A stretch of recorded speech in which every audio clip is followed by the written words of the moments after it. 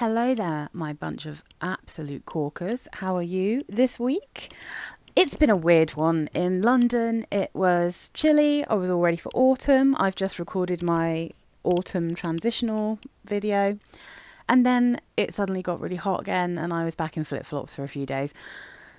So, I mean, who even knows what's going to happen next week? But I think it's probably time that we start heading into autumn. I feel like we just had a few days, like a weird little kind of mini heat wave. So again, like a mixture of stuff going on here.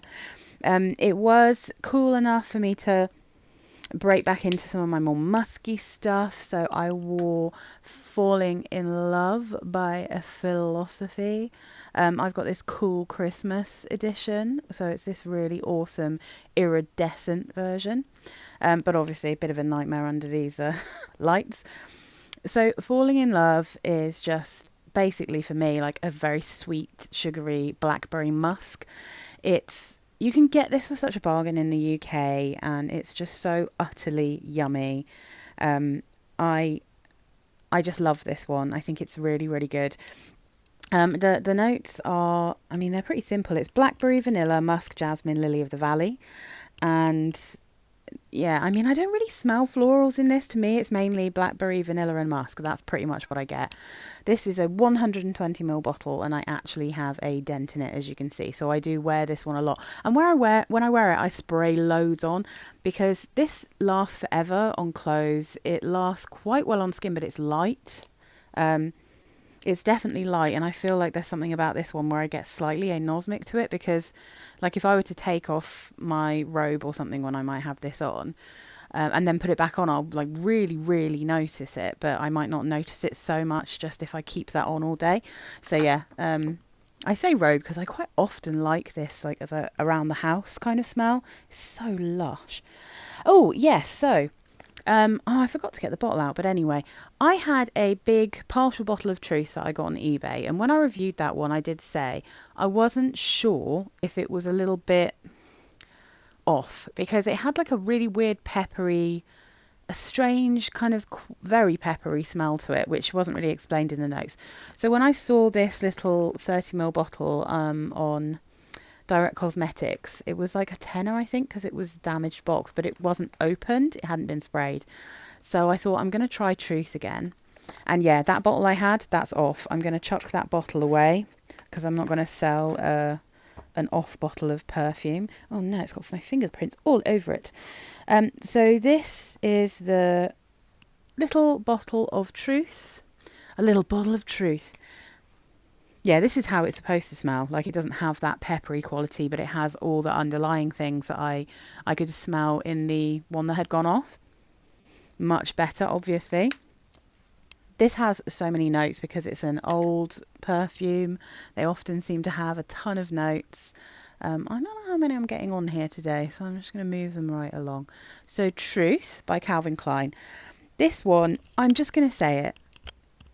This is a bargain because this lasts all day, and even though it's sort of a freshie, it has a vintage quality about it that is strong, so it's really noticeable. There's a massive like scent bubble around me when I wore this. I didn't have to top this up at all throughout the whole day, and it's strong, man. This is a really bargainous perfume, but don't buy it secondhand, I think is the answer. I've actually had a couple of Calvin Kleins that I've had that problem with. Elizabeth Arden and Calvin Klein, they all have that same weird, stale, slightly peppery smell when they start to go off, and I've had quite a few. So don't buy them used, make sure you get new ones. So this is top notes of bamboo, clover, bergamot, vetiver, lemon, patchouli in the top, which is crazy. Middle notes, lily, peony, sandalwood, mimosa, silk wood, blossom and blackberry. Base notes, musk, vanilla and amber. And the thing is here, I stick to my guns. When it dries down, there is something that reminds me of Dior Dune. It has this kind of dry, woody, vintage perfume smell to it, but then in the top you've got this beautiful bamboo and clover and the kind of brightness from the citrus, and then you've got quite bright smelling florals as well. I don't feel the patchouli and like vetiver in the top is probably adding to that vintagey smell, but it doesn't smell heavy, but it is strong. It's really such a strange perfume. Here's the thing. It's beautiful. It's amazingly good value. I think it smells lovely. I love smelling it from the cap, but it didn't feel like I was wearing my own perfume. It really feels... It's like I've borrowed someone else's perfume and it doesn't quite suit my personality. So I'm not going to keep this just because there's no point in me keeping things I don't think I'm going to wear. I gave it a whole day. I wore it to work and I chose like a warmer day because someone had told me this is best in the warm weather. And it was exceptionally good quality, but it doesn't. And to be honest, I'm not entirely sure that June is quite my kind of perfume, so that might be one I pass on at some point. I feel like sometimes I just like to have some of the classics, even if I am not going to wear them. That's how I used to feel anyway, if I just wear them once in a blue moon. But realistically, there's no point in me keeping things now that I'm not going to wear because I just have so many perfumes. I don't need ones I'm not going to wear. It's a waste.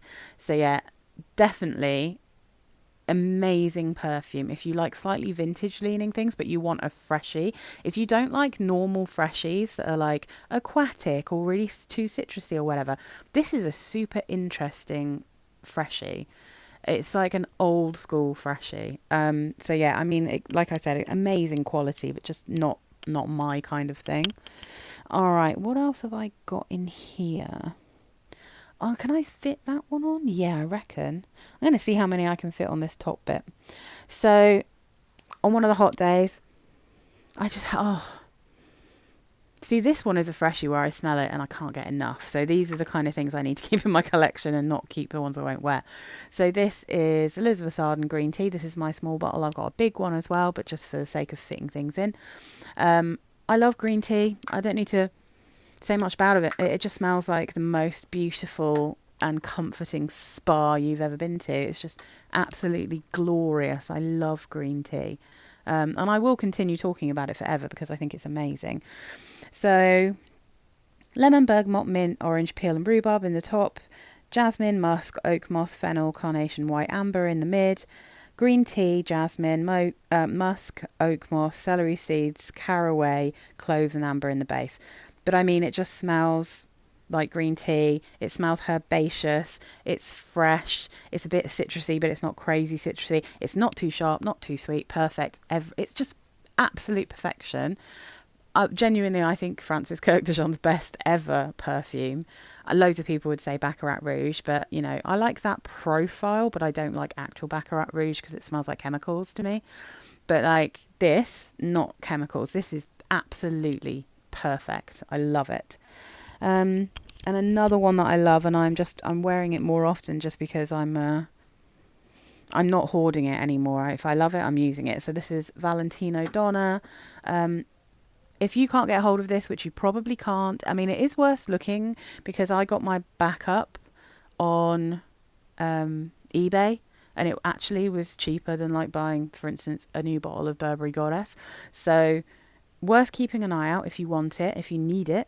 If you don't want to spend like loads of money or try and get one like that, then you can get a dupe from generic perfumes. It's...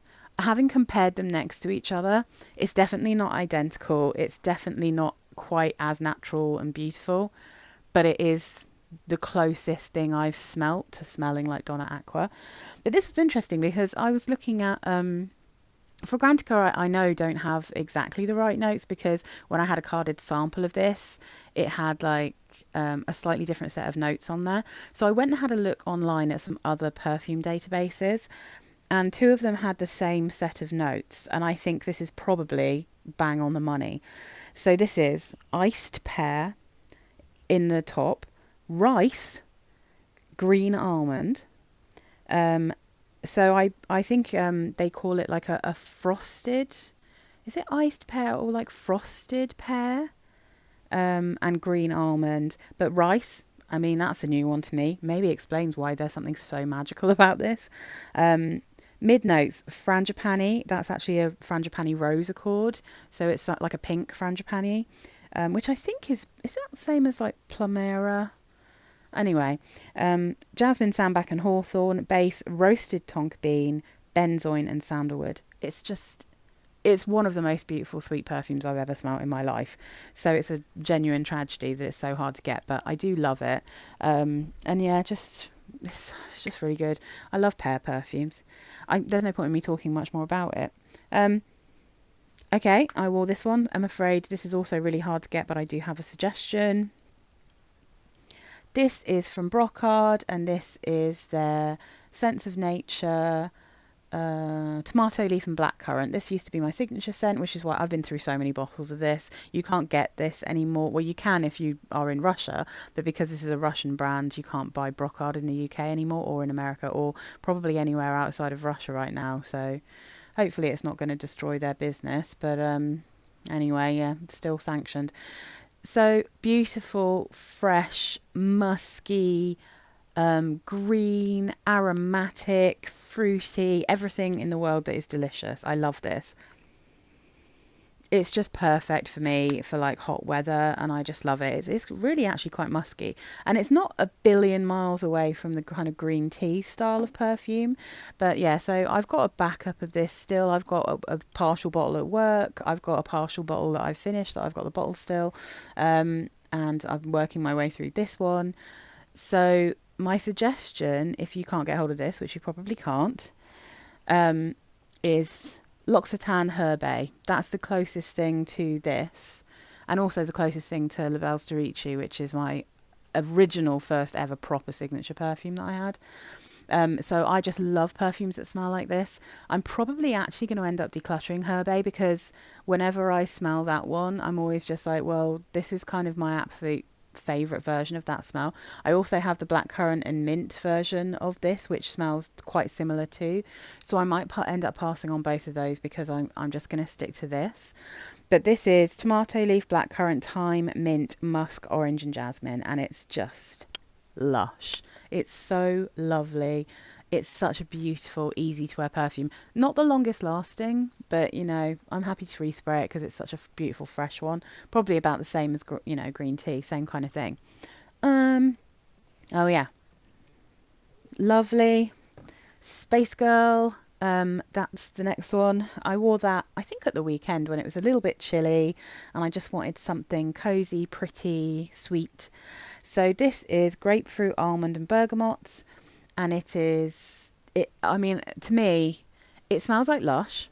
So it's got that kind of cleanly Lush smell. It's got whatever it is that is in every single one of their body sprays. There's a really specific scent that I find in Snow Fairy, Space Girl, Plum Rain, and what's I got? I love Grape Soda. They all have a through line.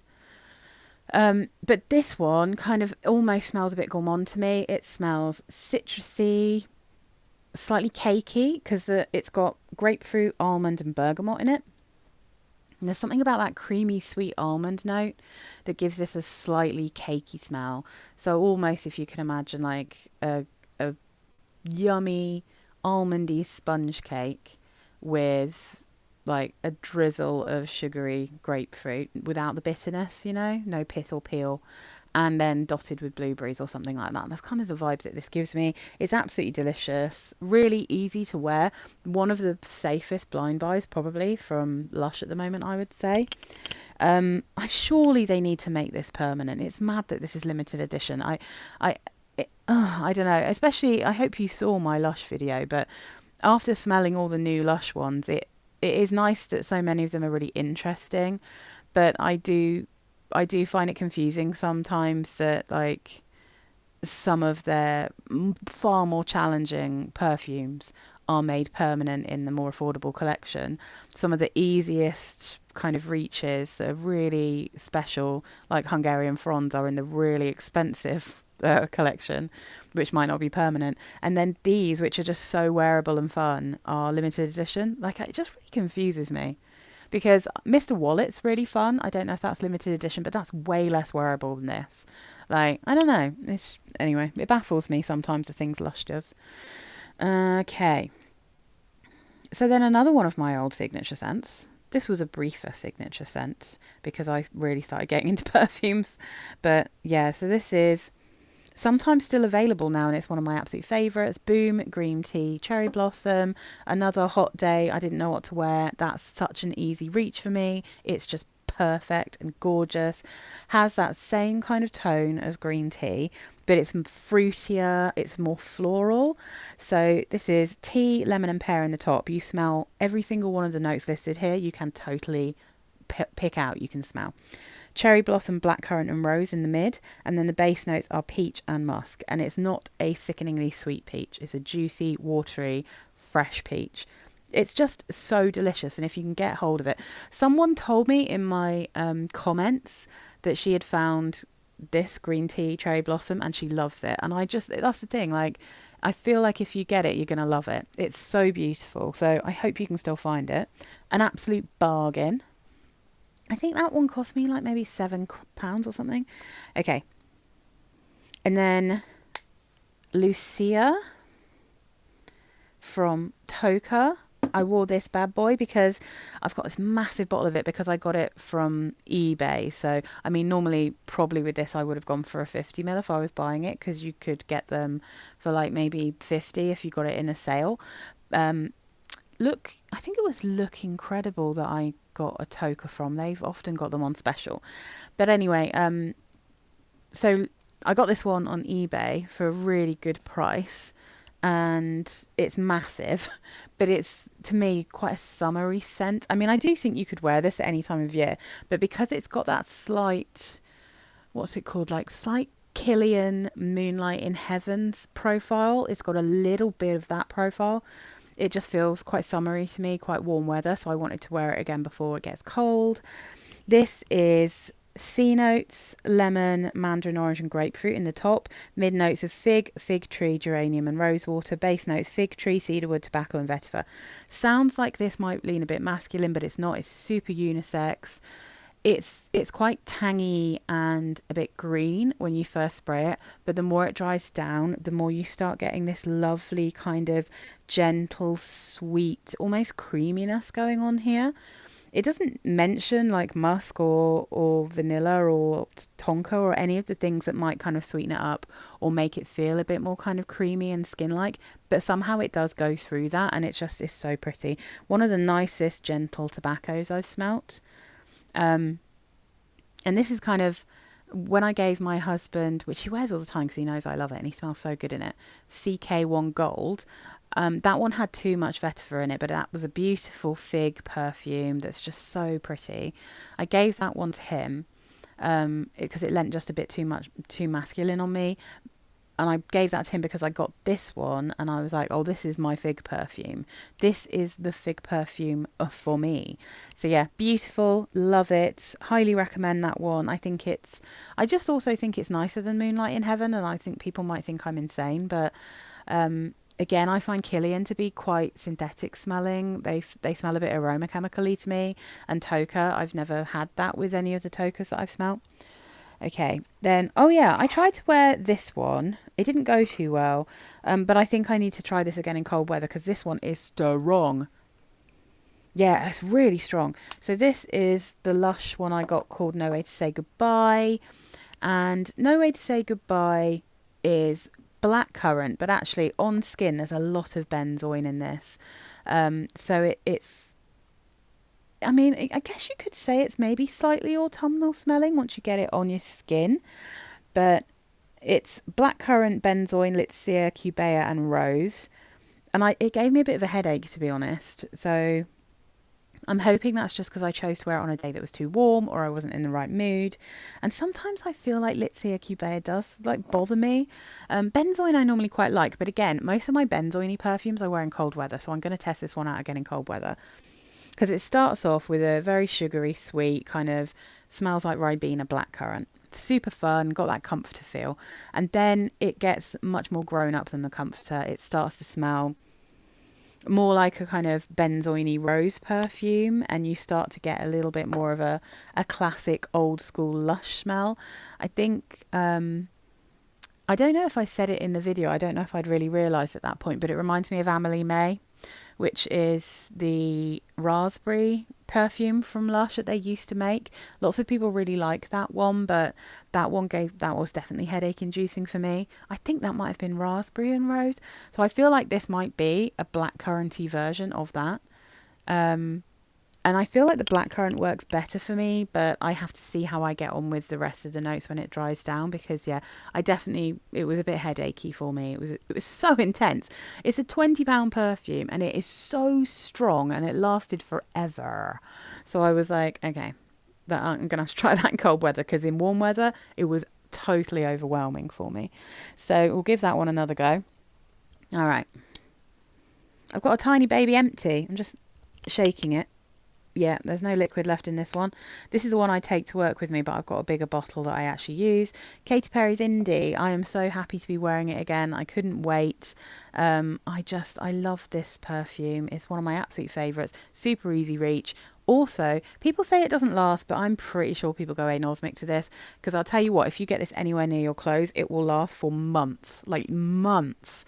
It lasts forever on clothes. I can like wear a scarf when I've got this on, and I can put it away for literally a month, and if I pull it out, it will still smell like Indi. Like, so I feel like maybe, I was wondering, to be honest, maybe why I love it so much. I wonder if it's got a little bit of that synthetic sandalwood that they have in the Molecule 04 perfume. So Molecule 04 is just that sandalwood molecule.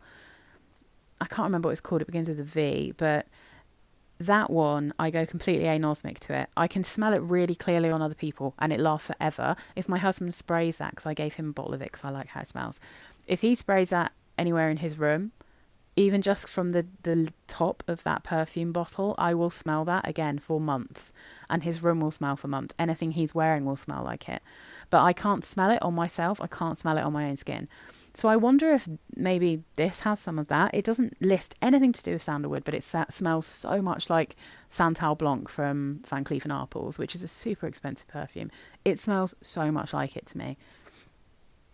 Okay, so this has got plum, white tea, bergamot in the top, and then white cedar extract, lily of the valley, and cyclamen in the mid.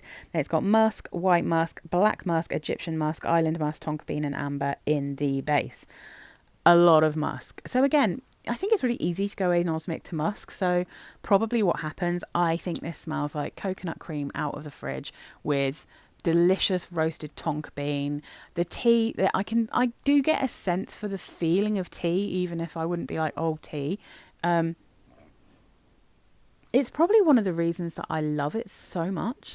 It's so friggin' lush, and it's so cheap. And I hope that I'll always be able to get this, but I don't know. I've got a lot of backups because it's so cheap everywhere that I don't know how available it's going to be like for the next few years or whatever. But I've got a fair few backups. I've got a 100ml bottle and I've got 3 30ml bottles. Oh, that was really difficult for my fingers to do then. I was like, anyway, I'm getting distracted. I love this. It's one of my favourites ever. It's one of my top 10 for life.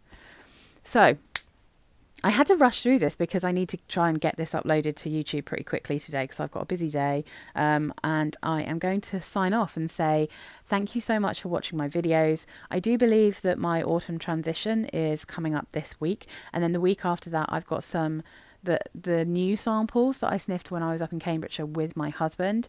So we both smelt things like, what did we smell?